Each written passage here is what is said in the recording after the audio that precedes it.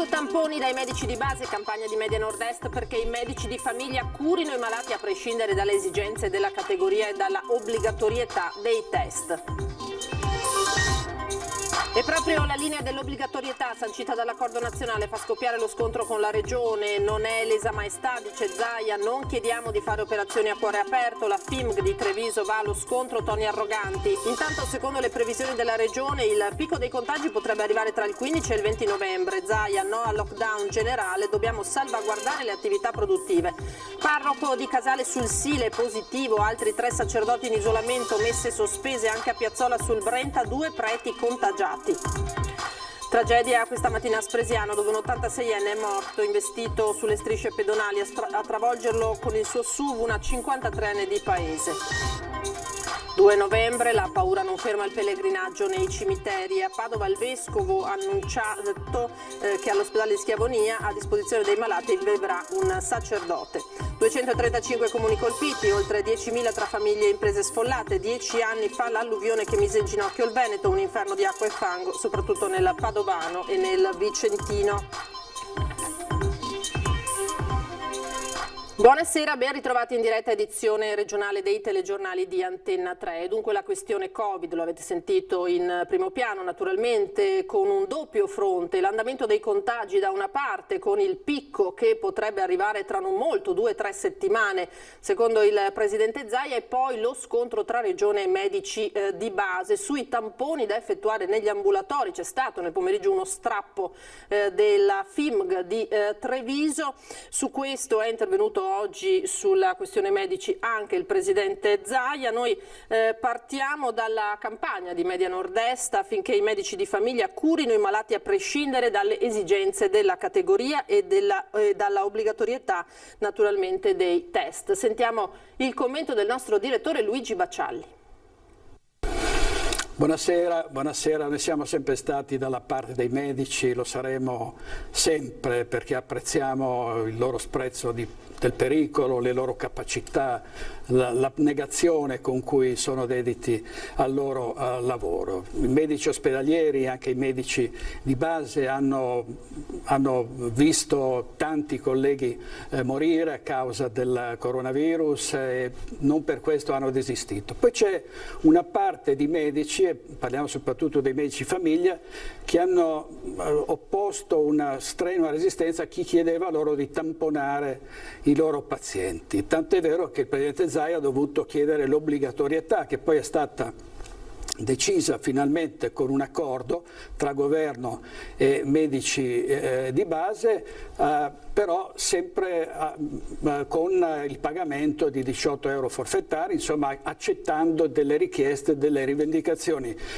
di uomini e donne che hanno giurato solennemente all'inizio della loro carriera. Il giuramento di Ippocrate li impegnava a curare il malato a prescindere. I medici di base spesso non vogliono andare a visitare i pazienti a casa loro, oppongono sempre una certa resistenza al cambiamento, protestano, hanno molte cose da chiedere. Questo è abbastanza sconfortante, perché dovrebbero essere sempre disponibili, anche perché non hanno uno stipendio da fame, guadagnano spesso meglio dei medici ospedalieri. Quindi sarebbe bene che si dimostrassero sempre più disponibili. Noi partiamo con Media Nord-Est con una campagna su tutte le nostre reti per sensibilizzare i medici e per sensibilizzare i pazienti che hanno diritto ad essere tamponati e curati sempre e comunque. I medici hanno fatto un giuramento solenne, un patto con i pazienti, ed è un patto che devono onorare in tutto e per tutto. Così dunque il nostro direttore. Oggi sulla questione è intervenuto nuovamente anche il Presidente del Veneto Zaia, che ha parlato naturalmente anche della seconda ondata di contagio. Il picco, ha detto, almeno in Veneto è previsto per metà novembre. Zaia che naturalmente si è soffermato anche su quelle che potrebbero essere le nuove restrizioni del prossimo DPCM, e riguardo agli anziani ha lanciato invece una proposta. Verosimilmente che potremmo pensare a un picco intorno a metà 15-20 di novembre. Speriamo sia così, stiamo andando avanti sia col modello previsionale ma anche ovviamente sotto l'aspetto clinico. È una previsione in linea con i modelli matematici, ma è anche una speranza, quella del presidente Zaia all'inizio di una settimana complicata, dominata dal dibattito attorno al nuovo DPCM, con l'ennesimo confronto serrato tra regioni e governo. A mezzogiorno, mentre Zaia parlava da Marghera, il premier Conte riferiva alla Camera, annunciando coprifuoco in tarda serata senza specificare l'orario, stop ai centri commerciali nei weekend e didattica a distanza al 100% per le scuole superiori, mezzi pubblici carichi al 50%, ma il nodo è sulle misure restrittive locali a seconda dell'indice del contagio. In attesa di capire la linea dell'esecutivo, Zaia fissa dei punti. In questo momento diciamo che non intravediamo assolutamente soluzioni con lockdown stile marzo, non ci sono i presupposti. Da parte nostra siamo assolutamente pronti a dar corso ad eventuali restrizioni, ma non sicuramente sul fronte delle attività produttive. Fissata la linea delle restrizioni, resta la partita con i medici di base, l'accordo per i tamponi è chiuso, l'ordinanza operativa, ma il fronte è ancora caldo con Domenico Crisarà della FIMG di Padova che ha scritto una lettera al governatore: non possiamo essere considerati come renitenti alla leva, la frase più forte. Nel mirino la questione sicurezza per gli ambulatori e la sanzionabilità in caso di rifiuto, medici di base che ribadiscono come il tampone non possa essere indiscriminato, solo quindi soggetti in quarantena fiduciaria o con sintomi, ma anche Zaia dal canto suo conferma la linea. Sinceramente non è che qua possiamo andare avanti con la pelle delicata.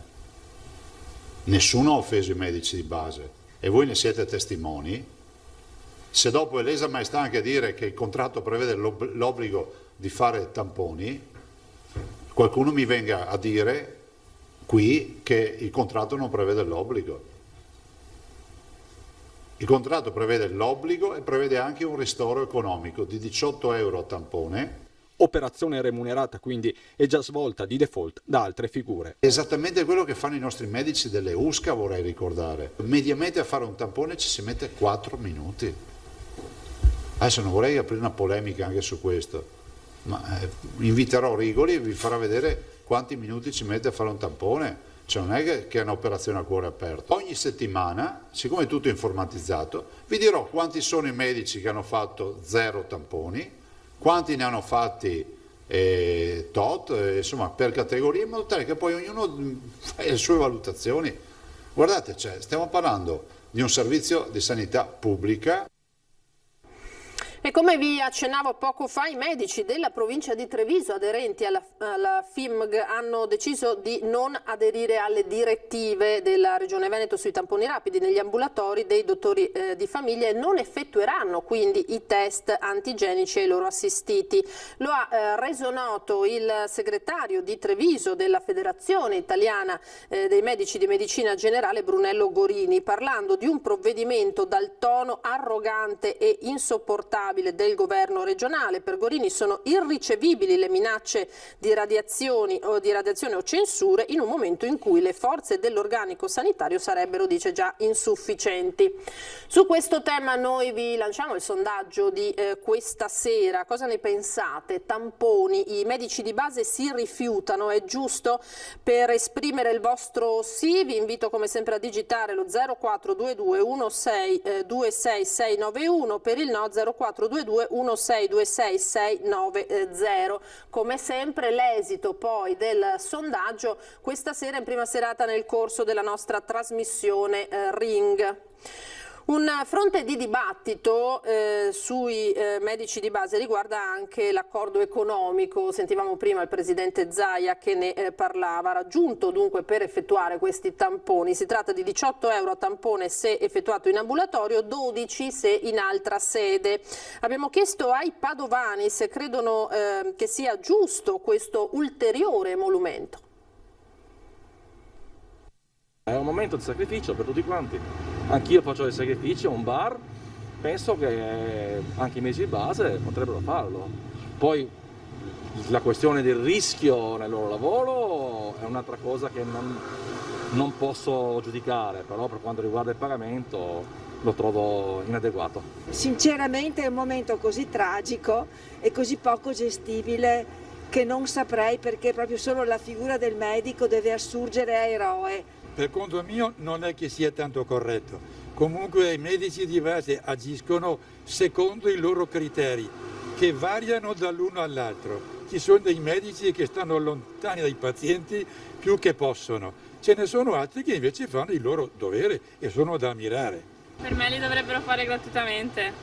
Beh, io credo che dovrebbero collaborare anche loro e contribuire, anche se in misura magari remunerata in qualche modo, perché ritengo che sia corretto. Gratuitamente, io la penso così. Perché siamo in un periodo di emergenza. Esatto, perché siamo in un periodo di emergenza ed è giusto che siano fatti gratuitamente. Sì, già economicamente siamo messi male, quindi non è necessario i 18 euro in più, non penso che cambino tanto. Questa dunque è l'opinione dei padovani. Continuiamo a parlare di Covid, col caso che arriva da Casale sul Sile, aveva febbre e tosse da qualche giorno. Don Daniele Micheli, parroco appunto di Casale sul Sile nel Trevigiano, è risultato positivo al Covid, sospese tutte le messe e chiesa sanificata. Il sacerdote è in quarantena, così come altri 3 preti, Don Pascal, Don Fabio e Don Riccardo, che vivono in canonica e sono stati sottoposti a loro volta al tampone, risultando per fortuna negativi. Dovranno effettuare nuovamente il test nei prossimi giorni. Intanto tutte le celebrazioni sono state sospese, ha spiegato il sindaco Stefano Giuliato, così come tutte le messe nelle 4 parrocchie. Una notizia che ha subito fatto il giro del paese e ha messo in allarme i cittadini. Molti hanno telefonato al sindaco per chiedere notizie sulla salute di Don Daniele e per sapere naturalmente di possibili eventuali contagi all'esterno. L'ULSS intanto si è già attivata per avvertire tutte le persone che sono state a stretto contatto con il parroco. Abbiamo sentito, il virus tocca le parrocchie, sono entrati in contatto con un positivo i 2 sacerdoti dell'unità pastorale di Piazzola, entrati in quarantena, annullate anche in questo caso le celebrazioni, quelle in cimitero. Carissimi parrocchiani, in questi giorni in canonica siamo venuti a contatto stretto con una persona che è risultata positiva al Covid. Noi ora comunque siamo risultati negativi al test rapido. Secondo le disposizioni ministeriali, però, siamo chiamati a rimanere in quarantena fiduciaria fino a mercoledì 4 novembre. A scriverlo nella pagina Facebook i sacerdoti che reggono l'unità pastorale di Piazzola sul Brenta, Don Guido, Don Riccardo, Don Franco e Don Pierre. Visite in canonica bloccate, annullate, seppur autorizzate del comune, le celebrazioni nel cimitero in occasione delle festività dei santi e della giornata dedicata alla commemorazione dei defunti, sospese le messe feriali nelle giornate di lunedì 2, martedì 3 e mercoledì 4 novembre. I sacerdoti, come si legge nel post, sono tutti risultati negativi al test rapido e stanno bene. Si stanno comportando da cittadini responsabili, evitando contatti nel periodo di quarantena ormai prossimo alla scadenza. Da Piazzola a Montegrotto, focolaio in comune dove è chiuso fino a venerdì l'ufficio servizi demografici. Il sindaco Riccardo Mortandello, situazione dice sotto controllo. Ha manifestato i primi sintomi a metà della settimana scorsa. Il dipendente del comune di Montegrotto, risultato positivo al coronavirus in servizio presso l'ufficio servizi demografici. Immediatamente sono stati sottoposti a tampone anche i contatti stretti e i colleghi. Anche tra quest'ultimi uno è risultato essere contagiato, altri invece sono risultati negativi. Un focolaio che ha fatto scattare le misure previste dal protocollo. L'ufficio è stato chiuso e lo sarà fino a venerdì sulla base dell'ordinanza firmata dal sindaco Riccardo Mortandello per eseguire la sanificazione dei locali e di tutti gli uffici comunali. Una situazione sotto controllo, spiega il primo cittadino. Tutto l'ufficio è dotato di un plexiglass ancora prima dell'emergenza Covid, dove di fatto c'è una barriera tra l'utenza e chi fornisce appunto i documenti, soprattutto legati all'anagrafe e tutta questa documentazione. I cittadini devono sentirsi tranquilli, però sappiamo benissimo che il virus, a prescindere dal nostro ufficio, sta girando sul territorio e quindi è dovere di tutti, qualora ci fossero dei sintomi o si fosse entrati in contatto con delle persone positive, a stretto contatto, di adottare tutti i procedimenti necessari. I servizi erogati dall'ufficio demografico non si fermano, assicura inoltre il sindaco. Però nel frattempo, se c'è bisogno di documentazione, gli uffici lavorano anche in smart working, nel senso che le persone che sono a casa comunque garantiscono l'operatività della documentazione che firmerò io in quanto responsabile e che verrà comunque consegnata dall'ufficio protocollo che è aperto, che comunque è aperto come tutti gli altri uffici del comune.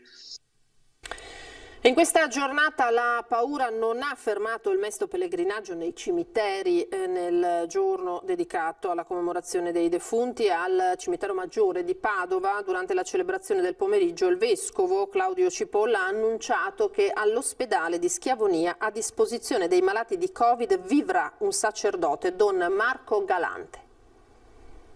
Sì, è un po' triste vedere anche tutte le corsie riservate, però gente ce n'è, insomma, è un dovere venire anche.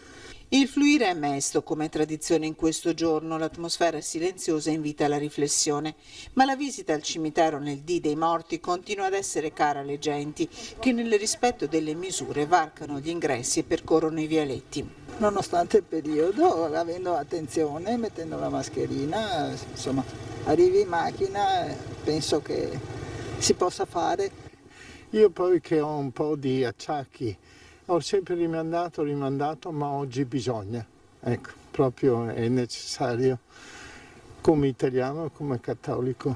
Disciplinato l'andare, stretto da transenne, con un percorso in entrata e uno in uscita e delimitazione dei flussi, ma per questi viali si va. Ad aprile il cimitero maggiore aveva accolto il mesto viaggio delle bare dei morti di Covid in arrivo dalla città di Bergamo. Gente che qui è stata cremata prima del ritorno in terra lombarda. Il rito della sepoltura è stato silenzioso e solitario nei mesi del lockdown, anno che resterà nella memoria questo 2020, sigillato in questo giorno dal grigio cielo novembrino. A Spresiano, ora nel Trevigiano, dove un anziano è morto questa mattina investito sulle strisce pedonali. Travolto e ucciso sulle strisce pedonali lungo la Pontebana all'altezza del campo sportivo di Spresiano, l'incidente intorno alle 10 del mattino, a perdere la vita un pensionato del posto, Giuseppe Brisotto, 86 anni, padre di 4 figli. Abitava poco distante e a piedi stava dirigendosi verso il centro di Spresiano, probabilmente per comprare, come faceva d'abitudine, il pane e il giornale. Ha potuto compiere solo pochi passi sull'attraversamento pedonale, uno di quelli meglio segnalati sulla statale, forse proprio perché qui, all'uscita da una semicurva, gli incidenti si ripetono. A investirlo il SUV condotto da una 57enne di paese, sull'asfalto tracce di frenata solamente dopo l'impatto, segno che l'automobilista non si era accorta dell'anziano. Questa signora è passata in bicicletta pochi istanti dopo. Per poco che vado addosso con la bicicletta. Mi vado addosso con la bicicletta direttamente, guarda. Una roba impressionante, perché l'ho visto là per terra. Bisogna sempre stare attenti e guardare bene che si fermino. E dopo si può passare, non passare e pensare che la macchina si fermi. Anche se ci sono le strisce? Sì. Io ho paura, scendo dalla bici quando attraverso, in effetti, casomai mollo la bici e prendo la bici, però questa volta non hanno preso la bici. La conducente, che sarà ora indagata per omicidio stradale, è stata portata in ospedale sotto shock. Andava o forse proveniva dal cimitero in questa giornata dedicata ai defunti, come lasciano pensare i fiori in bagagliaio. È stata la figlia dell'anziano a effettuare invece il riconoscimento della vittima. Profonda l'impressione e la commozione per la morte di Brisotto, a lungo dipendente dell'azienda Frate, quindi molto attivo nel volontariato, dal coro El Scarpon del Piave, che aveva contribuito a fondare, fino agli scout. 10 anni fa l'alluvione che mise in ginocchio il Veneto, ripercorriamo con le immagini cosa accadde nella provincia di Padova.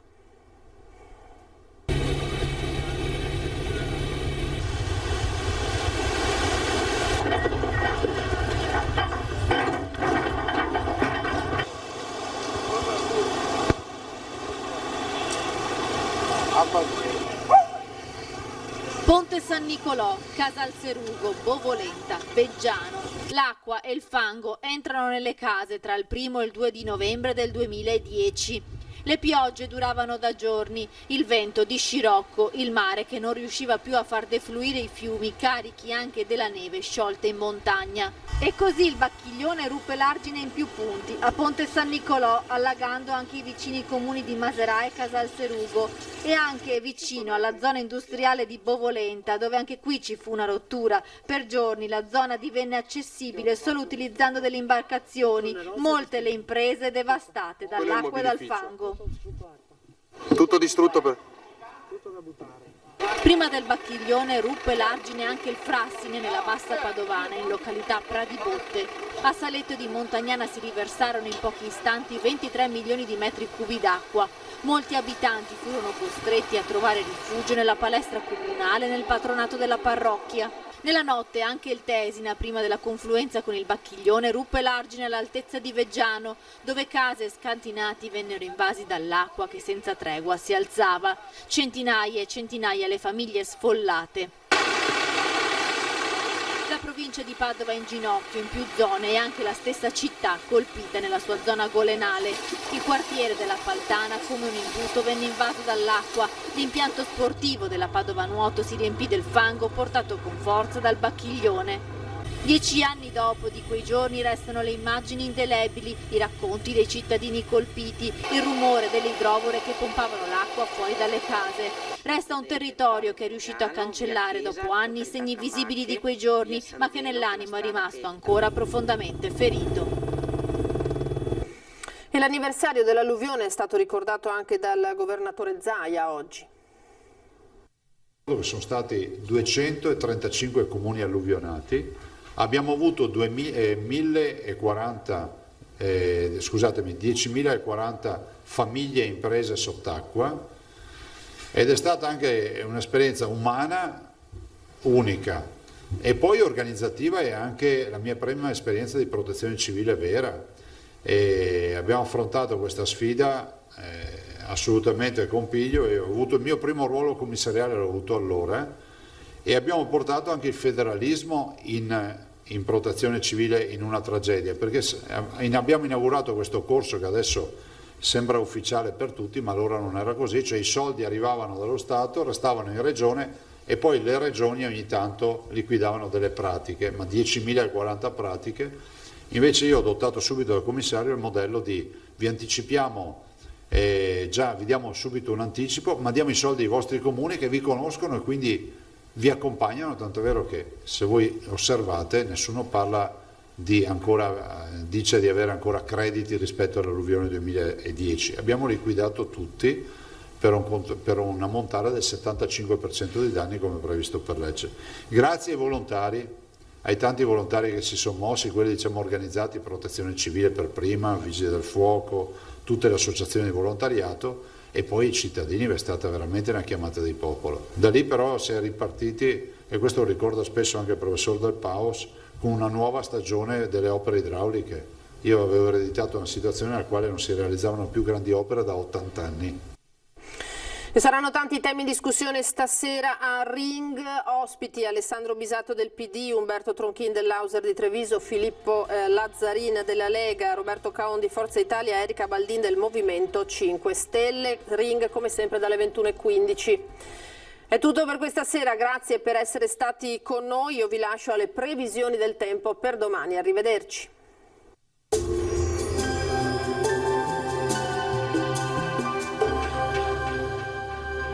Agenzia Le Cirque. Per vendere o acquistare la tua casa, Agenzia Le Cirque. Professionisti al tuo servizio. Bentrovati al meteo. Anticiclone e nebbia, un connubio caratteristico del periodo freddo e nei prossimi giorni il nord-est ne sarà ancora interessato. Il dettaglio di martedì 3 novembre. Sul Veneto giornata tendenzialmente grigia, sulla pianura il cielo risulterà molto nuvoloso o coperto. Fino all'alba nebbie sparse, in dissolvimento al mattino e in nuova formazione di sera. Sui settori montuosi invece non si escludono maggiori spazi soleggiati. Temperature minime fino a 12 gradi, valori massimi compresi invece tra i 15 e i 17 gradi all'incirca. Ci spostiamo ora sul Friuli Venezia Giulia, anche qui nubi basse in dissolvimento solo localmente nel corso del pomeriggio, in montagna maggiori schiarite. Temperature minime tra 10 e 13 gradi, massime sui 15-16 gradi.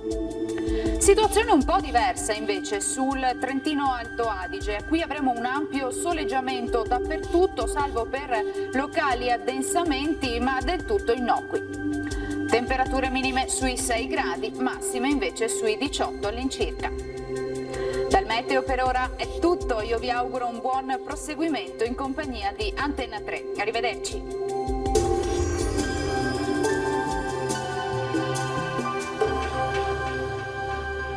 Agenzia Le Cirque. Per vendere o acquistare la tua casa, Agenzia Le Cirque. Professionisti al tuo servizio.